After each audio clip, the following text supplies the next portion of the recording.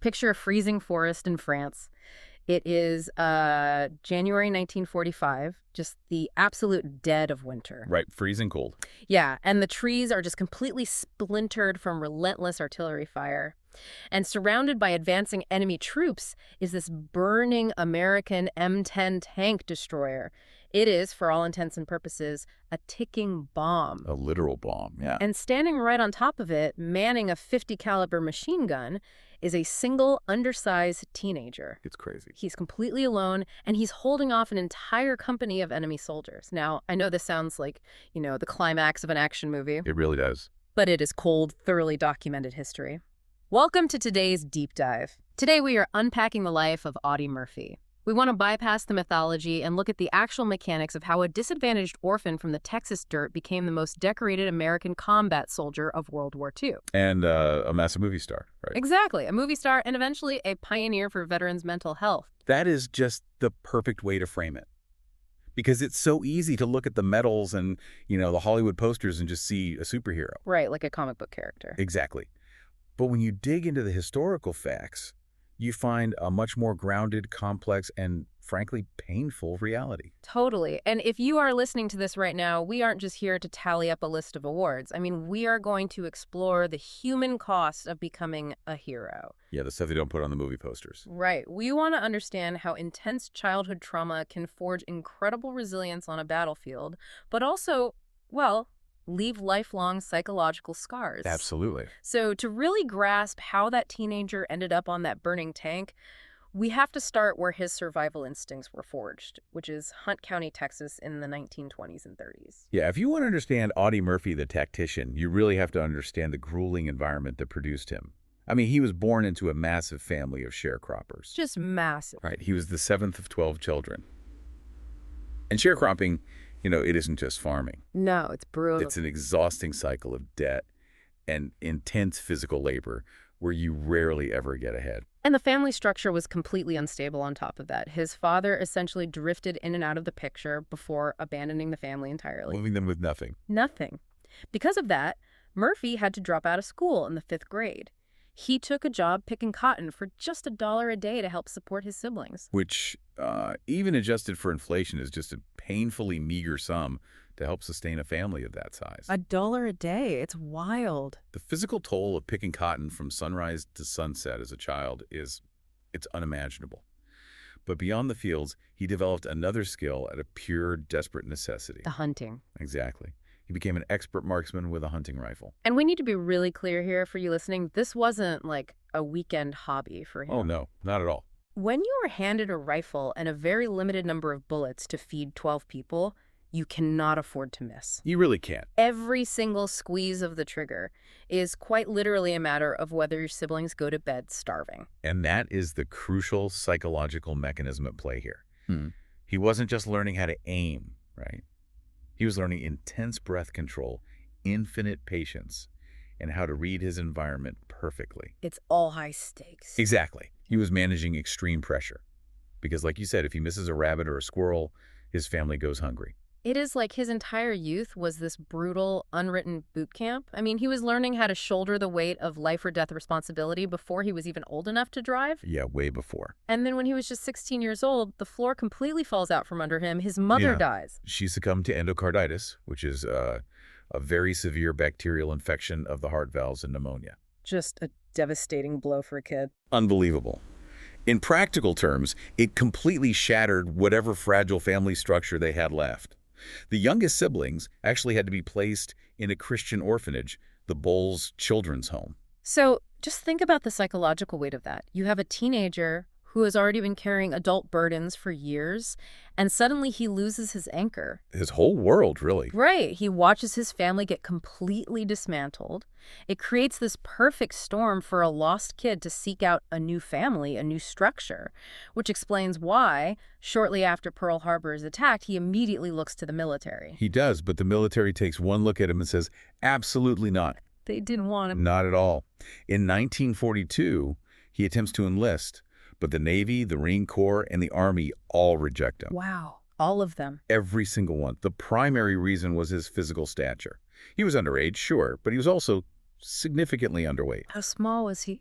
He was barely tipping the scales at 110 pounds. He simply did not look like a soldier to the recruiters. But, I mean, he is nothing if not persistent. His older sister actually provides an affidavit falsifying his Bath year. Yep, forged the documents. She changed it from 1925 to 1924, making him look a year older on paper so the Army would finally take him. Which they did.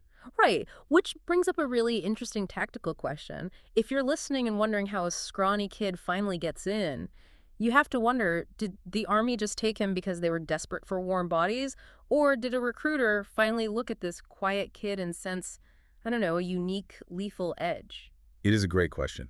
By the summer of 1942, the U.S. military was expanding so rapidly they couldn't afford to be as picky. Right, they just needed guys. They needed numbers. Yeah. But what the historical record clearly shows is that whatever got him through the door, it was his innate, calculating brilliance that kept him moving rapidly up the ranks. Let's track that ascent, because it is staggering. He ships out to the Mediterranean theater, starting in North Africa, and then moving into the invasion of Sicily in 1943. And he doesn't start as a squad leader. No. He begins as a division runner. Which is wild. It is. It's arguably one of the most dangerous and educational jobs you can have in an infantry unit. Because you're exposed. Totally exposed. A runner carries messages between units under active fire. It requires navigating chaotic terrain alone, maintaining constant spatial awareness, and operating completely independently. The ultimate solo mission. Exactly. It was the perfect training ground for a solo operative like him. And he evolves so quickly. I mean, he survives multiple debilitating bouts of malaria in Italy. Malaria is no joke. No. It completely drains the body with severe fevers and chills, yet he just keeps fighting. And there is this one incident during the Anzio campaign where he and his platoon are sheltering in an abandoned farmhouse. Right, and a German tank rolls past their position. Okay. Murphy and his man manage to take out the crew, but then Murphy crawls out completely alone. Just by himself. By himself. He gets close enough to the disabled tank to destroy it with rifle grenades. Wow. Yeah, that requires getting dangerously close to an explosive target while totally exposed. That action earns him the Bronze Star with a V device, which specifically denotes valor in direct combat. But the major turning point where we really see his lethal efficiency, that happens during the invasion of southern France in August 1944. Oh, this is a heavy moment. It is. His squad is attacked near a beach. He returns fire, kills 2, wounds 1. But then this massive psychological trigger occurs. 2 German soldiers exit a house, appearing to surrender. Right, the fake surrender. Yeah, and when Murphy's best friend stands up to respond to them, the Germans shoot and kill him. You can really view this as the exact moment the switch flipped. Oh, absolutely. In response to his friend's death, Murphy advances completely alone on that house under direct enemy fire. Right, and the outcome is, well, it's hard to wrap your head around. He kills 6 enemy soldiers, wounds 2, and physically takes 11 prisoners. Alone. Alone. How does one man even do that? It comes down to sheer aggressive momentum. When a single soldier charges a fortified position with zero hesitation and overwhelming firepower, it completely shatters the enemy's psychological loop. They just don't know how to react. Exactly. They freeze because it is such an unexpected hyper-aggressive tactic. Yeah. His ability to process the spatial layout of that house and systematically clear, it earned him the Distinguished Service Cross. And it ultimately earns him a battlefield commission, Really? which for anyone unfamiliar means the military literally pulled him out of the enlisted ranks and made him a 2nd lieutenant right there in the field. Because his tactical mind was just that valuable to them. Yeah. It wasn't about his rank on paper anymore. It was about the fact that other men naturally followed him because he understood how to survive. And all of this grueling experience, you know, the malaria, the loss of his best friend, the solo tactical maneuvers, it perfectly sets the stage for the defining climax of his military career. It really does. Which brings us back to that cinematic scene in the freezing French forest. The Colmar Pocket near Holtzwer, France, January 26, 1945. So to set the tactical stage here, the Colmar Pocket was a heavily contested area, and the Americans were facing a massive German counterattack. And Murphy's not in good shape, is he? Not at all. Murphy was already in terrible physical shape. He had recently returned to his unit after being hospitalized with a sniper wound to his hip. Ouch. Yeah, and that wound had developed gangrene. Oh, wow. meaning the flesh was actually dying from a lack of blood flow, and doctors had to cut away a portion of his hip muscle just so he could walk. So wait, he is missing part of his hip, he is recently wounded in both legs, and he is commanding Company B. And that afternoon, a massive force of enemy infantry and tanks counterattacks. Murphy looks at the odds, orders his men to withdraw into the safety of the woods, and he just stays behind alone with a field radio to cover their retreat. And during this exchange, the Germans score a direct hit on an American M10 tank destroyer right near Murphy's position. And it catches fire. It immediately catches fire, forcing the crew to abandon it. And this is where he makes the move that defies all logic. He climbs onto the burning tank destroyer. Which is literally a bomb. I mean, it is filled with diesel fuel and high-explosive artillery shells. It could detonate at any second. He mounts it and begins firing its .50 caliber machine gun at the advancing German infantry. And he stays up there for a full hour. An hour. Returning fire against foot soldiers and advancing tanks. When you break down the mechanics of this, how did he actually survive up there? Like, was it just blind luck? Well, it wasn't magic, and it wasn't just luck either. The smoke from the burning diesel essentially created a localized smoke screen. Oh, hiding him. Exactly. Which obscured his exact silhouette from the advancing German infantry. Makes sense. Furthermore, the sheer psychological shock of seeing one man standing on a bomb, laying down heavy suppression fire, it broke the enemy's momentum. But the cognitive load is what amazes me. I mean, he isn't just shooting. Right. While he is firing a heavy machine gun and taking direct enemy fire, he is simultaneously using his field radio to direct artillery. That is insane. It requires extreme cognitive focus. You have to read a map, calculate coordinates, communicate clearly with the artillery battery, and adjust the fire based on where the shells are landing. Calling the strikes closer and closer to himself. Yes, bringing the strikes closer and closer to his own position.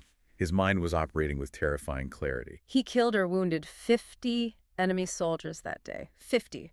And he only stopped when he literally ran out of ammunition. Yeah, he ran dry. Sustained yet another leg wound, walked back to his men, and immediately led a counterattack. Unbelievable. And when someone later asked him why he took on an entire company alone, he didn't give, some big speech about patriotism. He just said, "They were killing my friends." That strips away all the romanticized glory of war, doesn't it? It takes us right back to the boy in Texas who had to shoot just to keep his family alive. Yeah, survival. It was never about medals for him. It was simply about protecting his people. Well, the military certainly gave him the medals anyway. He was awarded the Medal of Honor for this action. In fact, by the end of the war, he had received every single U.S. military combat award for valor available at the time. All of them. He comes home a living myth.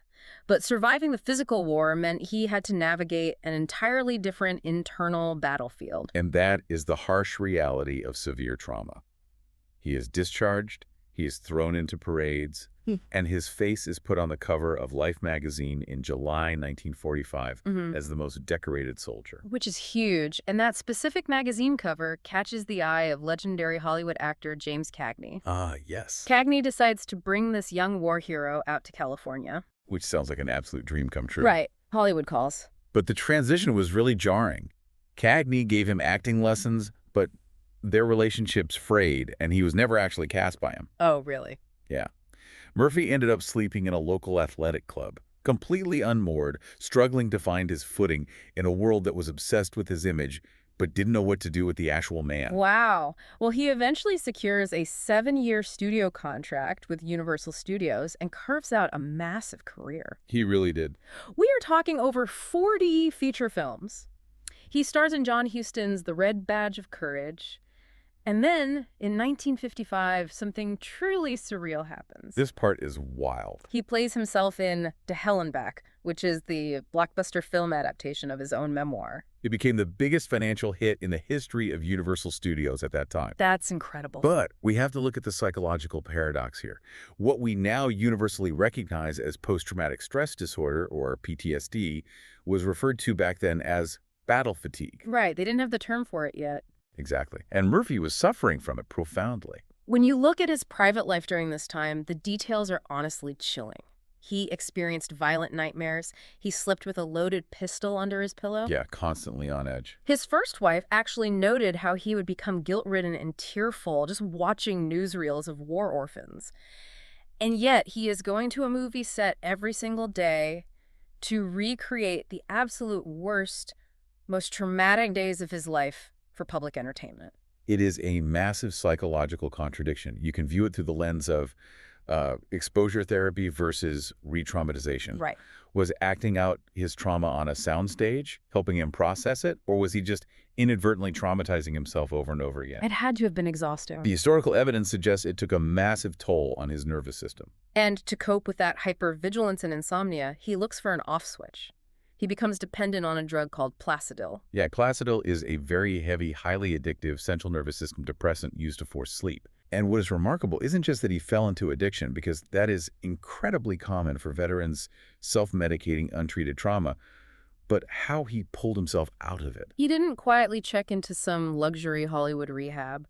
He locked himself alone in a hotel room for a week to go through the excruciating physical process of withdrawal completely by himself. Which is so dangerous. You don't just stop taking a heavy sedative without severe consequences. Cold turkey. Yeah, cold turkey. The rebound anxiety, the physical tremors, the sweating, is an agonizing process. Yeah. He essentially took that same iron will and calculating focus from the Colmar Pocket and turned it entirely inward to break his own physical dependency. And rather than letting the Hollywood machine consume him or, suffering in silence, Murphy took this internal pain and weaponized his fame to change the system. And this is perhaps his most enduring legacy. During the 1960s, as a new generation of veterans was returning from the Korean and Vietnam Wars, Murphy spoke out candidly about his own severe struggles with battle fatigue. Which took immense courage. It really did. We have to remember the era. Mental health was heavily stigmatized, and the concept of PTSD didn't even exist in the medical diagnostic manuals yet. Not at all. To be the ultimate American war hero and stand up and say, look, my brain is broken from this, and these young guys returning home are broken too, that is a massive cultural shift. He used his platform to demand that the U.S. government give serious consideration and funding to the study of the emotional impact of combat. Yeah. His advocacy was a monumental contribution to public health. It eventually led to a VA hospital in San Antonio being named in his honor, dedicated specifically to veterans' health care. You would think that pioneering a nationwide movement for mental health would bring him some measure of peace. But paradoxically, as he was fixing the system for other veterans, his own personal life was entering a financial freefall. Yeah, it was rough. Despite making millions of dollars in Hollywood over his long career, he ended up in severe financial ruin. How did he lose it all? Well, he had a deep passion for racing quarter horses, which drained his accounts. He lost a massive sum of money in a highly speculative Algerian oil deal, and he found himself in aggressive battles with the Internal Revenue Service over unpaid taxes. So he is flat broke, dealing with the IRS, and struggling to keep his head above water. But here is the detail that really stands out to me. Despite this crushing debt, he outright refused to appear in alcohol and cigarette commercials. He turned it all down. Yeah. The stated reason was that he didn't want to set a bad example for kids. But let's dig into that. I mean, he is facing financial collapse, and he walks away from incredibly easy commercial money. Was he just trying to be a good role model, or was there something deeper going on? Well, if we connect this to the broader arc of his life, it is about core identity. Okay. When you grow up with absolutely nothing, relying only on your own grit to survive, and then you survive the unimaginable trauma of war, your personal integrity might be the only thing you truly feel you own. Wow. That makes a lot of sense. Selling cigarettes to children would have fundamentally compromised the identity he had fought so relentlessly to build. Right. It would be selling out the one thing he had left. Exactly. When everything else in his life felt out of control, his moral compass was the one thing he could still command. It is a profound level of stubborn integrity. Tragically, he didn't live to see old age. On May 28, 1971, just before his 46th birthday, Murphy was a passenger in a private twin-engine plane flying over Virginia. The environmental conditions were terrible that day. Just awful weather. Heavy rain, thick clouds, fog, resulting in zero visibility. The plane crashed into the side of a mountain, instantly killing Murphy, the pilot, and the 4 other passengers on board. It is such a sudden, quiet end for a life that was so incredibly loud and explosive. It really is. So let's take a step back and look at the whole picture we've unpacked today. We started with an orphan kid who learned the mechanics of survival and ballistics just to keep his siblings from starving in the Texas dirt. We followed his calculated brilliance as he conquered the battlefields of Europe, ultimately standing alone on a burning bomb to protect his friends. And we saw him navigate the completely surreal landscape of Hollywood, turning his own agonizing combat trauma into blockbuster entertainment. Yeah. Before finally using his massive platform to drag the invisible wounds of war into the public light. I mean, he paved the way for how modern medicine understands and treats PTSD today. It is an overwhelming, complicated legacy. But before we wrap up, I want to leave you with one final detail to ponder on your own. This is a great point to end on. When Audie Murphy was buried at Arlington National Cemetery, he was laid to rest with full military honors. Today, his gravesite is the second most visited grave in that entire cemetery, right behind President John F. Kennedy. Right. But if you were to walk up to it right now, you might be surprised by what you actually see. It's very subdued. Traditionally, the headstones of Medal of Honor recipients buried at Arlington are decorated in bright, distinctive gold leaf. It is a mark of ultimate distinction designed to stand out. But Murphy specifically requested that his headstone remain completely plain and inconspicuous. Exactly. No gold leaf, no special treatment. He wanted a stone that looked exactly like that of an ordinary enlisted soldier. Just one of the guys. Think about what it means when our society's biggest, most highly decorated heroes actively try to erase their own pedestals. They prefer to be remembered simply as one of the troops. What does that say about how we idolize people who, at their absolute core, were just kids fighting to survive and protect the friends standing next to them?